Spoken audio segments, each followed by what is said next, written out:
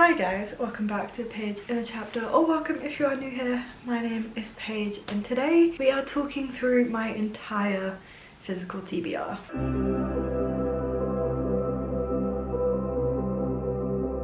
I filmed one of these at some point last year, I think. I have done one of these videos before, but it has been enough time that my physical TBR will have changed quite drastically. And also I think, reduced my physical TBR quite a bit because I moved. So I did like an absolutely huge unhaul, like so big of an unhaul, like not to have filmed it. And then anything that was still in limbo of I don't want to move with it, but I don't want to get rid of it, but I also don't know if I'm going to read it, those types of books, they're all still at my parents' house. Like this is a little like hack in the system. So I think my actual physical TBR that I have here is quite reduced from what it would have been in previous years. I also don't buy as many physical books as I used to because I have book subscriptions now, and I feel like that just scratches the itch of going out and buying physical books. I also bought an insane amount of books when I was doing my master's degree in London because Waterstones Gower Street, which I will die on the hill, is the prettiest and nicest and best Waterstones in London. Forget the big 5-story one. Trust me, Waterstones Gower Street is better. But that was like on the road of my uni building, so I went there for coffee every morning. I went there for coffee every lunch. I was just always in that Waterstones, which meant I was buying a lot of books. So I've got to say, my book buying has been reduced massively. The amount that I'm reading has increased, and I'm intrigued to see the number of physical books that I have on my TBR because I'm intrigued by it. So if you guys like the sound of this video and you would like to see more from me, then do please feel free to hit that big red subscribe button down below and stay tuned for future content. I upload every single Wednesday and every single Sunday, so there is no shortage of bookish content here for you to enjoy. Also, do feel free to check me out on Bookstagram at Page in Chapter for more of what I'm reading, how I'm reviewing it. You can see what books I'm getting to on my physical TBR. And so yeah, I'm getting increasingly nervous because I'm noticing things in the background and I'm like, oh, I haven't read those, oh, I haven't read that, and I'm now thinking this could be a high number. We'll see. Let's get on into all of the books on my physical TBR so we can see what the number is. So the most amount of unread books is on my special edition shelf. There's nothing I can do to hide the fact that a lot of my special editions I have not read yet. So let's start with the romance shelf and see what I haven't read. So the first book that I have noticed on the shelf that I have not read is Just Got Real by Jane Fallon. This was purchased for me and it's not a book that I would typically gravitate towards myself. So this follows our main character Joni, and her and Ant are talking on a dating site, but they're not particularly honest about who they are, and then they meet in real life. They end up dating and happily dating until Joni discovers that Ant is still using this dating website and still dating other women. And this follows Joni as she is trying to recruit these women to her side to get revenge on Ant for what he has done. It feels very John Tucker Must Die, and so that's why, even though I wouldn't typically gravitate towards this book, I brought it with me. I've decided to keep it on my physical TBR, and like every time I read the back and I'm like, yeah, it's like John Tucker Must Die, that sounds amazing, it's one of my favorite movies, I want to read it, but then it goes onto my shelf and I never ever pick it up. So maybe this will have to be like a summer TBR kind of book in order to get this read. But yeah, this is the first book that I haven't got to, just out of pure judgment of the cover, I think, and also as soon as I put this back on the shelf, I'm gonna forget what this is about, and I'm gonna forget that I'm interested in it, and the cover doesn't really tell you what it's about, so I don't think this cover is amazing, and I think that's why it's taking me so long to read it. I then have In the Weeds by B.K. Borison. This is book 2 in the Love Light Farm series. I have not read this one yet because I didn't like Love Light Farms that much. I loved the vibe of Love Light Farms, like the amount of hazelnut lattes I drank that week. I loved the vibe. I just don't like Friends to Lovers. I think that was a fantastic example of Friends to Lovers. I just didn't like it, but I've heard really good things about the rest of the series. I believe this is a second chance romance, which is one of my favorite tropes, so we could really be coming in hot here. But what is making me not want to pick up this book? I want the self-pubbed covers. Like, this is so much bigger. It feels nicer. Like, I don't have a matching set and I don't want to repurchase like all of them in these covers. I want like these covers. Like, I don't know if the self-pubbed covers even exist anymore, but that's like literally why I'm not picking up this book. I'm noticing that a lot of the reasons I don't pick up books is because of the covers. I mean, I could circumvent this whole issue all in one go and purchase a special edition set of this series, but I don't think that's good for my bank account. So this follows Evelyn and Beckett. We met both of these characters in the previous book, and I think the fact that there was a romance or that they had had a previous relationship was very obviously like hinted at and made clear in the past book, and this follows their like second chance. The tagline on this is a grumpy farmer, a no-nonsense social media influencer, a small town of busybodies, and 4 very cute kittens. So this sounds like it would be right up my street. I do really want to get to this one, and I think that I will. I might save it for when it gets to August and I'm dying for autumnal vibes.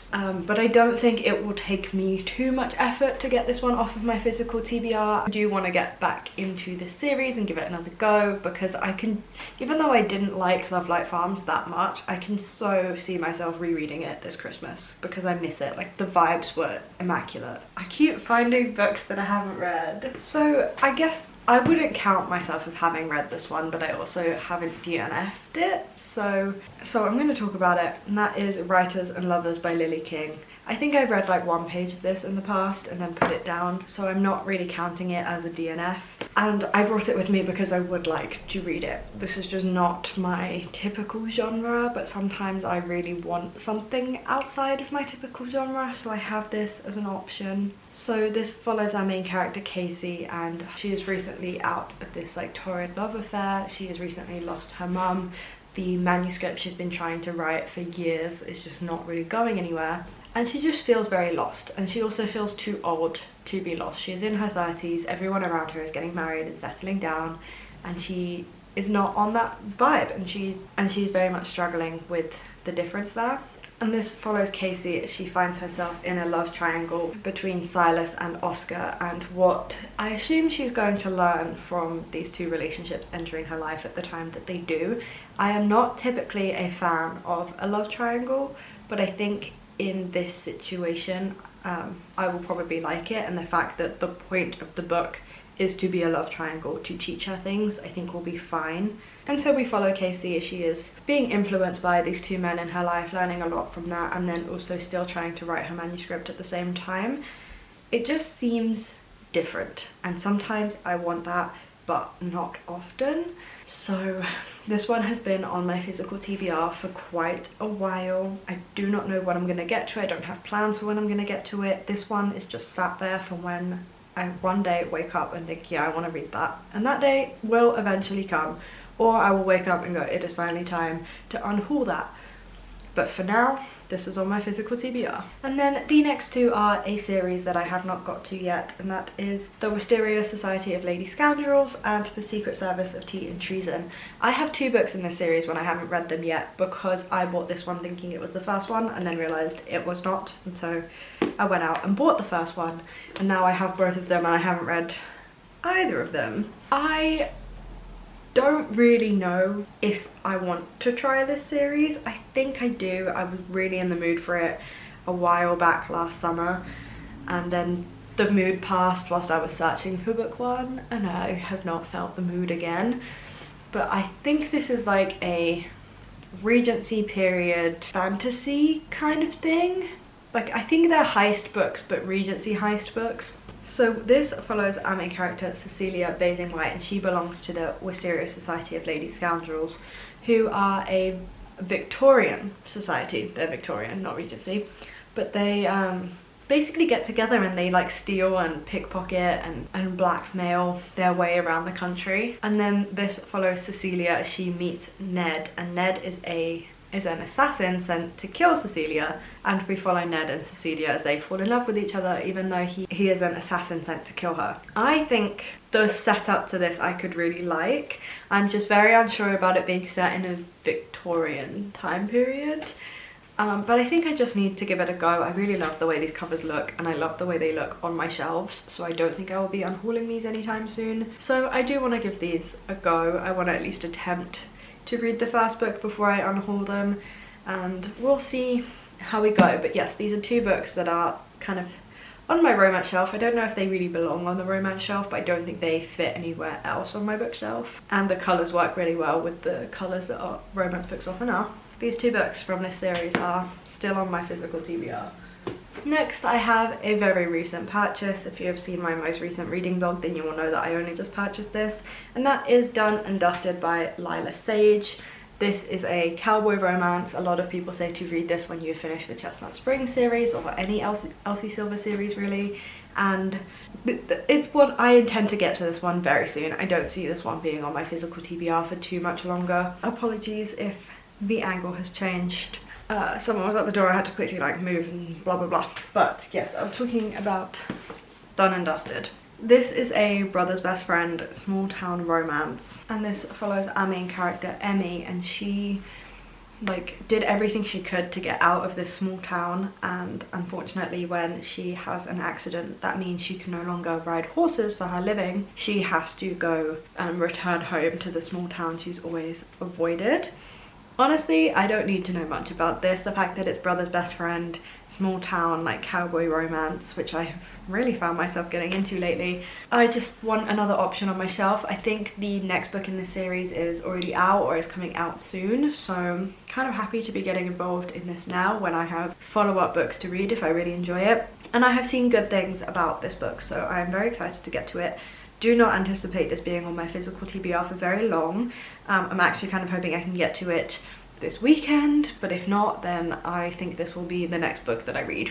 And then I have Pucking Around by Emily Rath. This has been on my physical TBR for a while, just purely because I am scared of a 700-page hockey romance. It is on my TBR for the month of April though, and I do really want to get to this. I have seen some people say that this book actually isn't that bad. It is too long, yes, but it is kind of fun, it is enjoyable. Apparently it's very spicy, so that's kind of sold me, not gonna lie. I do see myself actually getting to this book this month, because if I don't, I just think I don't see myself ever getting to it, and I just need to at least start it to see what the vibe is, and then I can make an informed decision about whether I want to continue or not. But this is a hockey romance following our main character Rachel, and she joins an NHL team as their physio. Yes, she is like a physical therapist for this NHL team, and she realizes that one of her clients on this team is actually a man that she had a one-night stand with months ago. And I believe this has 3 potential love interests, which is why this is so long.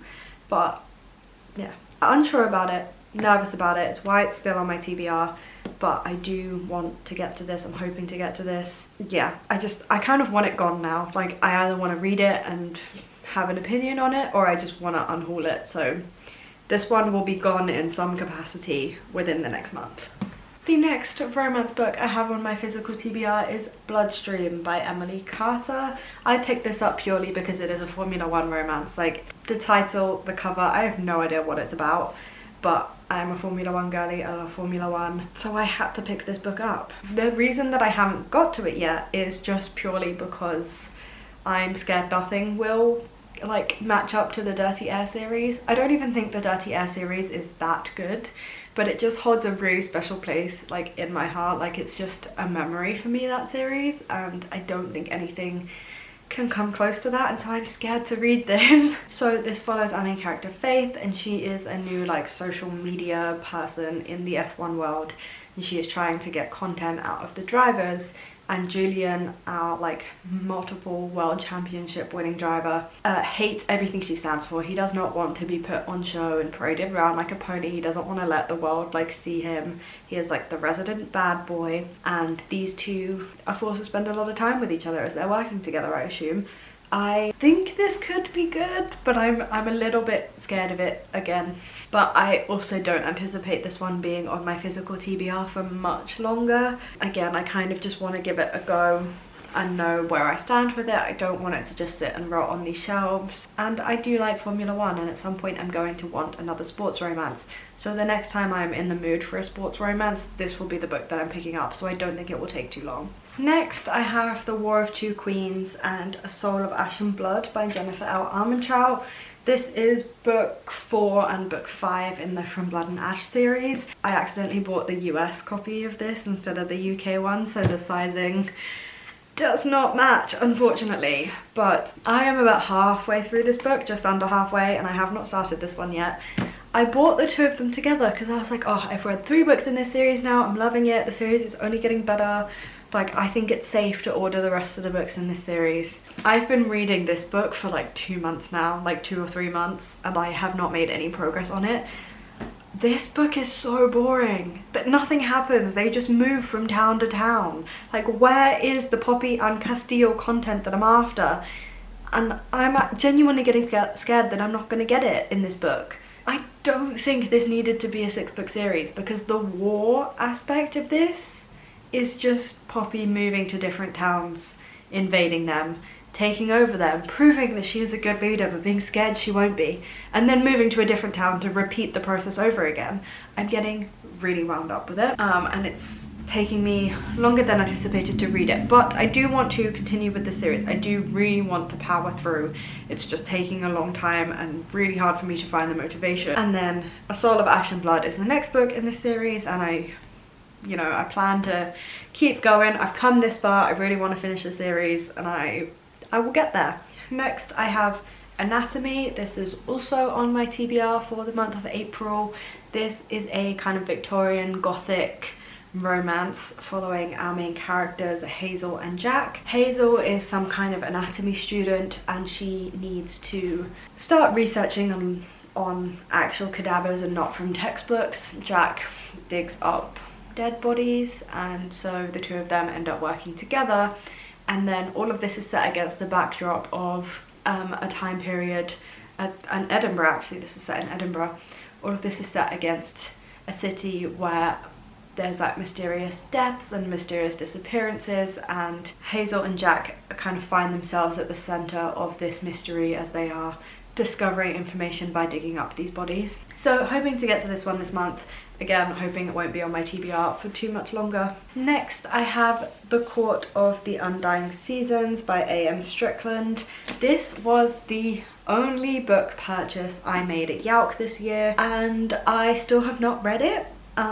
This is like a vampire fantasy, I think fantasy romance, and I really wanted more vampires. I am a sucker for a vampire, and you would think I would have gravitated towards this book after like Bride and The Fake Mate and that whole mood that I was in, but I think this one has just been on my TBR a little bit too long, and I didn't really get a chance to be excited about it because I bought this at Yalc. I went home from Yalc and my Bridgerton box set had arrived along with Swordcatcher by Cassandra Clare, so then I was immediately excited about those new purchases.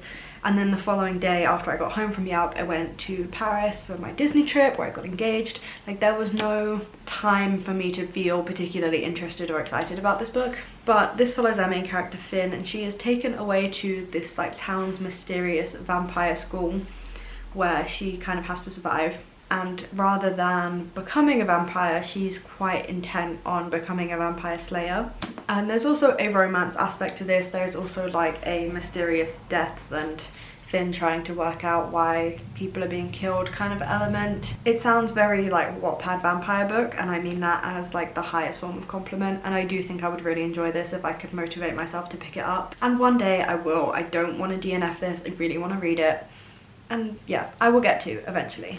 I then have Foul Heart Huntsman by Chloe Gong. This is the sequel to Foul Lady Fortune. I really enjoyed Foul Lady Fortune. I thought that was a surprisingly good book. I don't know why I was surprised, and yet I still have not gone into Foul Heart Huntsman yet. Even with the ending we were left with, I still haven't gone into it. I really need to, because I think this would just, it's a duology. It'd be so easy to just get this off my series like TBR if I could just read this book and get to it. But I have not felt the urge recently. I don't know when I will. It took me over a year to read Foul Lady Fortune. I'd pre-ordered that book. I received that book on release day, and it still took me like well over a year to finally pick it up and read it. So we will see how things go with Foul Heart Huntsman. I then have Trials of the Sun Queen by Nisha J. Tooley. Picked this up because I found it on a romance table, but this sounds like a fantasy, so I was like, is it a romantasy? And that was pretty much why I picked it up. And the tagline for this is 10 women, a deadly contest. Only one can win the Sun King's heart. And that, I was sold. I was sold. So we fill out our main character Law, she is trying to escape the capture of the Aurora King, and this involves Law competing against 9 other women for the Sun King's attention, and Law kind of has to win this competition because she will either die or be returned to the Aurora King. Neither are really an acceptable option for her, so her only option is to win these like deadly trials, this deadly competition against this 9 other women, and succeed and impress the Sun King. It sounds very interesting. I'm kind of sold. I love the artwork in this book, and again, this is another one that I really do want to get to. I haven't, so I don't know why. There is no valid reason for why I'm putting this one off. I just haven't got around to picking it up yet. And then I have the final 3 books in the Never After series. These are fairly new purchases. I have read the first 2, pretty much enjoyed them. The first one is kind of a Peter Pan retelling, but it's Wendy and Hook are the love interests. The next one I can't quite place what retelling it's supposed to be, but I have I talked about it in my most recent wrap up. I'm pretty sure I vlogged it, and these just, they continue. They are dark romances, very loosely based on fairy tales. They have a lot of trigger warnings. They have a lot of not even morally grey men, just bad men, but sometimes that is the vibe, I'm not gonna lie. So this follows, this is like a priest romance. This follows Father Cade Frederick and our main character Amaya. Amaya spends her days caring for her younger brother, and of an evening turns into the alluring Esmeralda. And Father Cade is convinced that she's using witchcraft to ensnare him, but I think we both know that's not the case. Father Cade just needs to get laid. Then Twisted is an Aladdin retelling, and what was this one? I have no idea what Wretched is based on. Evelina Westerly? I don't know. But basically, I find this series really fun. I don't think it's fantastic writing. I don't even think they're fantastic relationships, but they're just really trashy and really fun and really easy to read, and sometimes that is just exactly what I need.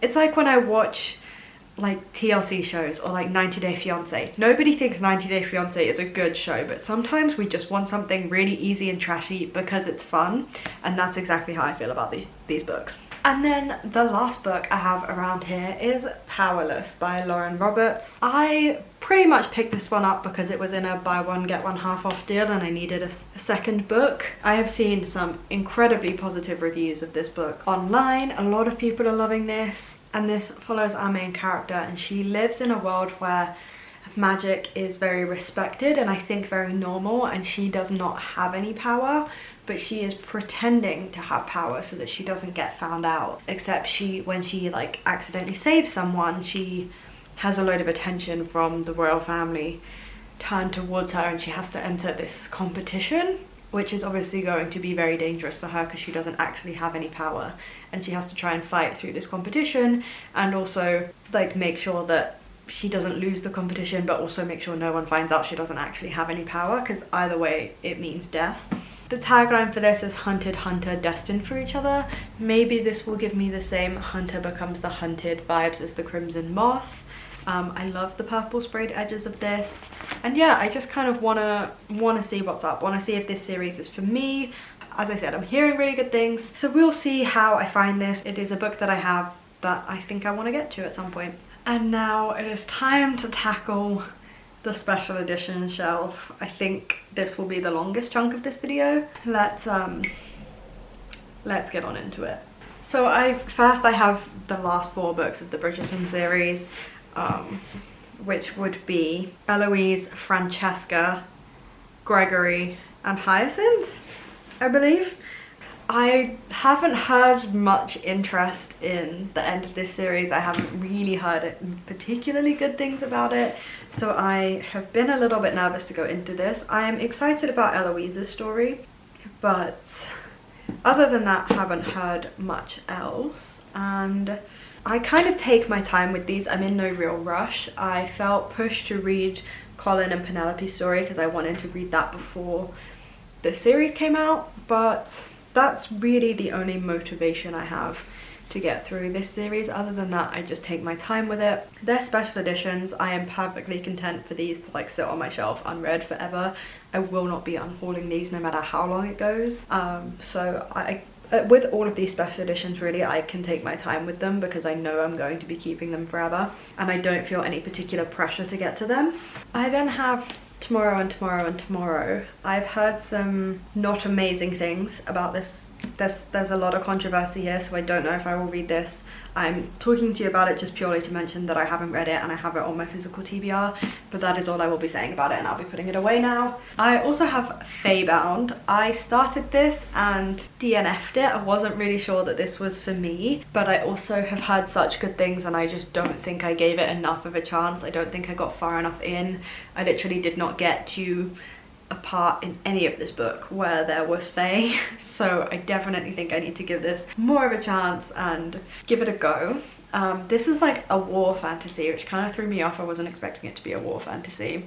We follow Yiren, and she is a warrior in the Elven army. Unfortunately, Yiren is then exiled from the Elven lands, which lands her at the Fae court. The Fae haven't been seen in a very long time, and she is kind of embroiled in this Fae court life. This is the first book in a trilogy. I really want to be on this hype train. Everybody who talks about this book talks about it positively, and then I just like DNF'd it and was not sure how I felt about it, so I think I will at some point give this another go, but I just don't know when or when I'll feel the motivation. But again, because I know I'm not getting rid of this because it's a special edition, I have time. I then have Spells for Forgetting by Adrian Young. I have read The Unmaking of June Farrow and loved that book. I thought it was so good, and I think this is also talked about as a very cozy, very good Adrian Young book, so I am very interested in getting to this one. And so this follows our main character Emery Blackwood, and on the eve of her high school graduation, the love of her life, August, is accused of murdering her best friend, and we follow Emery as she is living what she would describe as a very boring life, and she's kind of disappointed in herself for that. But then August returns to this town in order to bury his mother's ashes, and Emery is really forced to confront her first love again and a lot of the feelings that that invokes. I'm hoping this has cozy small town vibes. I'm hoping it evokes a lot of feeling. I'm scared that this could like really put me on edge. Yeah, I'm hoping that like The Unmaking of June Farrow, there is something more to this story, and I'm really just intrigued to go into this and see what it's about and what's going on, and I am hoping to just be confused in the best way possible. I then have Sorcery of Thorns by Margaret Rogerson. I have been wanting to pick up this book for a very long time and just never have. Like, I think this has been on my want to read list since pre-lockdown, and I have just never ever gotten to it. So we follow our main character, and she believes that like sorcery is evil, and she really wants to kind of grow up to protect the realm against this magical evil. But when she makes a mistake or helps where her help isn't really needed, she is accused of a crime, taken from her homeland and forced to face punishment in the capital, which then forces her to go to her enemy and ask for her enemy for help, which ends in her being embroiled in this centuries-old conspiracy theory. I have heard really good things about this book, and I marked it as want to read when I was still very firmly reading YA fantasy. I just looked on Goodreads and I marked this as want to read in February of 2020. So really hoping to get to this soon. Now that I have a physical copy of it, I really don't think I can make excuses for not reading it, and yeah, I'm really thinking that I will get to this sometime soon. I then have A Tempest of Tea. Everybody has been talking about this book. I really want to get to it. Again, I do not think this will be on my TBR for too long. Yeah, I've heard only good things. Don't really know what it's about though. So this follows our main character, and she runs a tea house, but this tea house is kind of a front and transforms into an illegal blood house catering towards vampires. And this, I think, is like a heist novel. When something threatens our main character's livelihood, she is forced to put together this like ragtag group of outcasts in society and try to hatch a plan to infiltrate the central hub of the vampire kingdom. It sounds so good, and to be honest, I have only just looked up like what this book is actually about. I saw T in the title and I heard all the hype, and that was it. Like, I was sold. I wanted to read this book, and how could you not? So yeah, I'm getting much better about reading my monthly subscription books as I get them, or at least not too long after I get them. So I don't anticipate this being on my TBR for very long either. The next book I have is The Scarlet Alchemist. I just didn't feel particularly tempted by this book. I don't know if I ever will. I have heard really good things about it. I just don't know if it's like something that I am particularly interested in. So this follows our main character Xylan, and she dreams of becoming a royal alchemist, and she wants to escape the impoverished town that she is from by becoming a royal alchemist and creating gold for the wealthy, and this will keep them young forever. And we follow Xylan as she is given the opportunity to go and do this, but it's not that simple. There's a lot of deadly tasks involved, and as she gets closer to becoming a royal alchemist, she keeps getting torn in every which way by the drama and the politics of being near the royal family. It does sound really good. I just have never been tempted to read this, and I am not 100% sure that this is a story for me. But again, I have it, it's not going anywhere. Maybe one day the mood will strike and I will want to pick this one up. I then have Only a Monster by Vanessa Len. I was very tempted. Like, I was brought to this book by other people talking about it. I do not know what it's about, but yeah, I heard so much hype around this.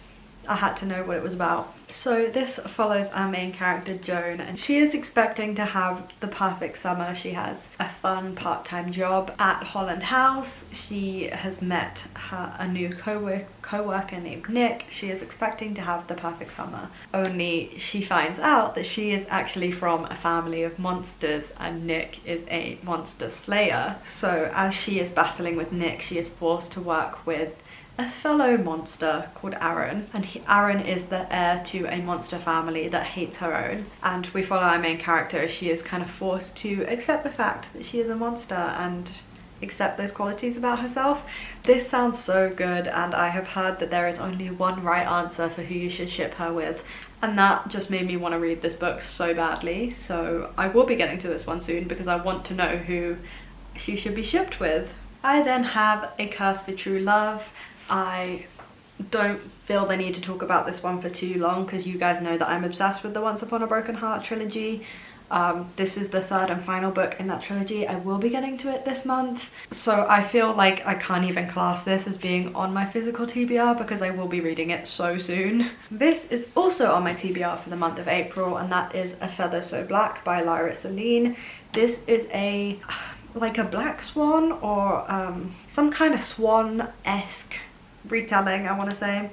We follow our main character, and she was swapped with the princess of this kingdom at birth, and so she is raised by the queen to become a spy so that one day she'll be able to go and rescue the queen's daughter, the princess. And so we follow our main character as she kind of goes into this Fae realm in order to rescue the princess, and she goes with her childhood best friend who is also the princess's betrothed, and they go together to try to rescue the princess. And then Fia also has to battle with an attraction that she feels for the princess's captor. This is advertised as a romantic fantasy. I am so excited to get to this one. I think it's going to be stunning, and I think I'm going to be obsessed with it. So very excited to get to this one. It is on my April TBR. I'm hoping to get to it ASAP. I then have Bookshops and Bone Dust. I love Legends and Lattes, so the only reason this is still on my physical TBR and I am holding off reading it is because I'm waiting for when I start to want like cozier vibes in terms of like, I'm waiting for autumn. I'm waiting for like September, October time, and then I will be reading this when the vibes are excellent and I can sit in a lovely coffee shop and read them. And that is literally the only reason this is staying on my physical TBR. This is a prequel to Legends and Lattes, I believe. And we follow Viv before the events of Legends and Lattes. Oh no, and we find Liv as she is working in a bookshop with this foul-mouthed owner, and just the adventure that this takes her on. Legends and Lattes is such an easy read, and it's so beautifully written and so cozy and low stakes, and I think this will be exactly the same. So I don't need to know anything about this book in order to go into it, because I know that I will love it, and I'm just waiting for the right seasonal vibe. Next I have Swordcatcher by Cassandra Clare. I was excited about this in that I love Cassandra Clare, and I was excited about her finally writing an adult fantasy, but now I am nervous that this isn't really for me, and I don't know if I'm ever going to read this. I'm not sure. So we follow our main character Kel, and he is from a very impoverished background until one day he is taken to the castle to essentially be the prince's sword catcher, which is essentially his body double, so to protect the prince. And so these two have to become as close as brothers in order to make this work, and this kind of forces them into working together, which then leads to them uncovering hidden like mysteries and conspiracies and things that could have an impact on causing war and whatnot. I want to believe that this has a romance subplot. I'm not talking about spice. I know Cassandra Clare said this is not spicy, but because it's Cassandra Clare, I would like to believe there's like some kind of subplot of romance. But I'm just really not sure that this actually sounds that interesting. Like, if it wasn't Cassandra Clare, I don't think I would have picked this up. So yes, I'm a little bit unsure. Somebody hype this book up. Somebody convince me to read this book. Please, I beg. And then I have The Forest Grimm by Catherine Purdy. I have no real interest in reading this. I started it, I read some reviews, and I've decided that this isn't for me. This is a fairy tale retelling, but I've heard that the fairy tales are very randomly thrown in. Like, it kind of seems like it would be a Little Red Riding Hood retelling, and then like you're reading that and then like, oh, randomly like there's a different character that doesn't fit in this story at all, and like apparently it's not blended particularly well, which makes me not really want to read this. So in order to save her town or someone in her family from a curse, our main character goes against all advice and enters this like deadly forest in order to procure this important book that will help her reverse this curse. It sounds very fairy tale-esque. I think this would be a perfect like Halloween read if you want something light or something very festive and you don't necessarily need it to be a fantastic book. Then I think maybe this will be for you. I will keep this on hand in case I really feel like it in October, but I'm just not sure that this is my kind of book, to be honest. And that is all of the special editions. There are a handful of books on my fantasy shelf that I haven't read, which I will breeze through, but we're pretty much done. I have not finished The Mime Order by Samantha Shannon. This is book 2 in the Bone Season series. I really enjoyed the Bone Season. I thought it was fantastic. And then I accidentally like soft DNF'd this. I did not mean to DNF it. I just kind of put it down one day and then didn't ever pick it back up. So I do want to reread this series. I am being told by so many people to keep going with it, and the main character is called Paige, so apparently I owe it to her as a Paige to read this series. And this series is a really interesting one. I didn't really enjoy Priory of the Orange Tree, but I have been loving this series by Samantha Shannon. And we follow a world where clairvoyance is banned, and our main character Paige has clairvoyance. She is existing in this area of Seven Dials in London, and she ends up on this whole adventure whilst dealing with being a clairvoyant in London. I do think it is better to go in not knowing anything about this series. It's beautifully written. It's so clever, so well thought out. The world building is incredible. Like, objectively, it has everything good about a fantasy series, so you will be able to go in without knowing anything about it. And I very much want to continue with this series and want to actually go back and reread the first book and this one so that I can do that. Because yeah, I did not mean to DNF this series. It happened accidentally. And then the final book on my physical TBR is Emily Wild's Map of the Otherlands. This is book 2 to Emily Wild's Encyclopedia of Fairies. I adored Emily Wild's Encyclopedia of Fairies. It was the perfect book to end out last year on. I absolutely adored it. Again, the only reason that I haven't picked up this book yet is because I am waiting for the vibes to be correct. Thought that the last book was so like cozy and written in such an academic way that was still really engaging, and it just felt like autumn and Christmas and coziness.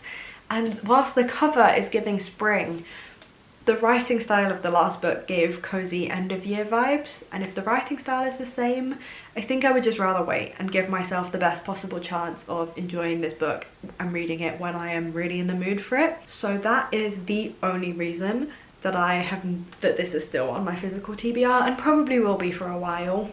Because I love the first book so much, I feel like I do owe it to this one to make sure that I am actually in the mood for it before I go in. So please tell me if I'm wrong, but I have counted 36 books on my physical TBR, which is fine. Like, if I only read physical books for the rest of the year, I could clear out my physical TBR. That is a perfectly normal number. That is not an overwhelming number of books to have on my physical TBR. I am very happy with 36. Now my maths may be wrong, so please tell me if it is. But I don't think that's that bad. So that is my entire physical TBR. It is very much reduced because I'm not buying as many books. I'm reading more than I'm buying at the minute, which I think we all strive for, but it's very hard. It's tempting to buy books. But yeah, I hope you guys enjoyed this video. If you did enjoy this video and you would like to see how I get on with tackling this physical TBR, then do please feel free to hit that big red subscribe button down below and stay tuned for future content.